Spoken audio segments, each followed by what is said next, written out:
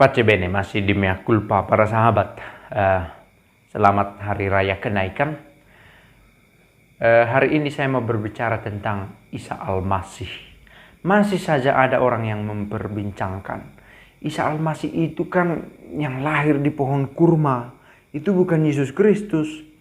Ini soal bahasa, dan bahasa tidak dengan sendirinya bersangkut paut dengan agama. Oke. Orang menyebut Yesus sebagai Isa Al-Masih bukan karena itu bahasa Al-Quran, tetapi itu adalah karena bahasa Arab. Maka saya pernah tanyakan, kalau begitu siapa nama Yesus Kristus dalam Alkitab berbahasa Arab? Apakah mereka akan menulis dengan istilah yang lain?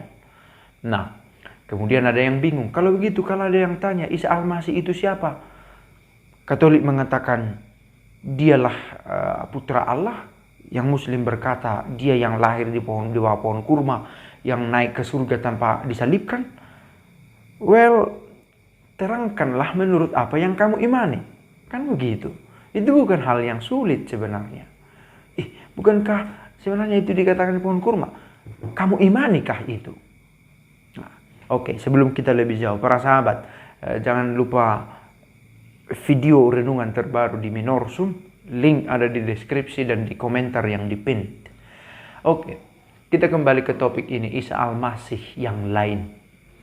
Yang lain dari sudut pandang saudara-saudara Muslim. Saudara-saudara Muslim dalam Al-Qur'annya memiliki deskripsi tentang siapa itu Isa Al-Masih.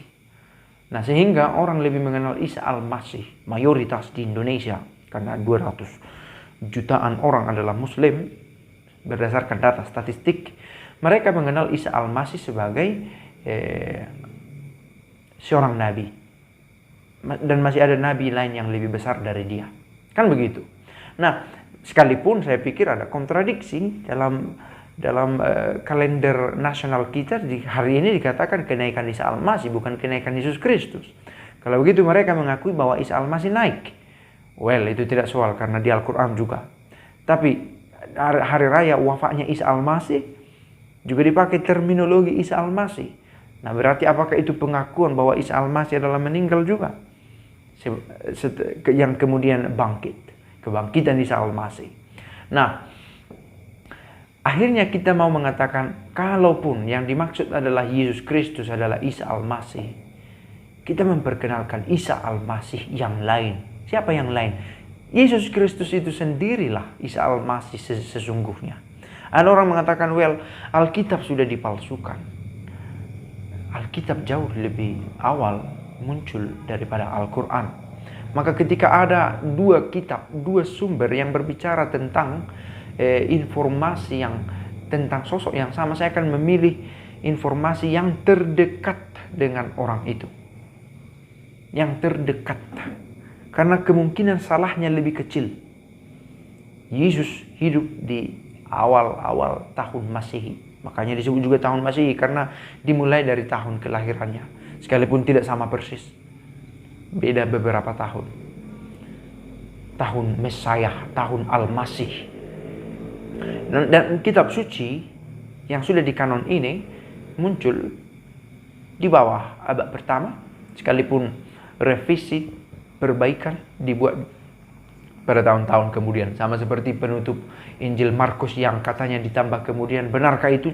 Berdasarkan analisis teks, kemungkinan besar benar.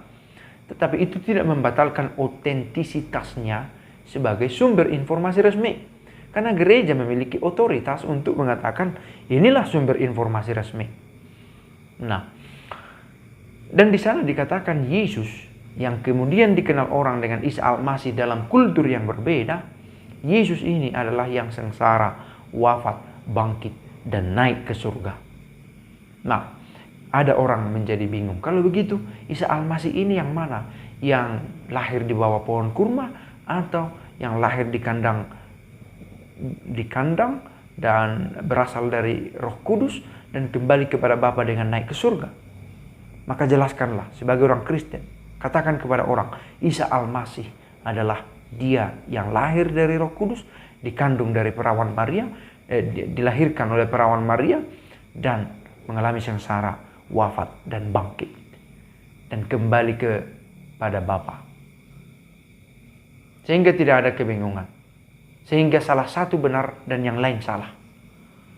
Yang benar adalah Isa Al-Masih yang kita kenal. Dialah putra Allah yang mengalami sengsara, wafat dan bangkit dan naik ke surga.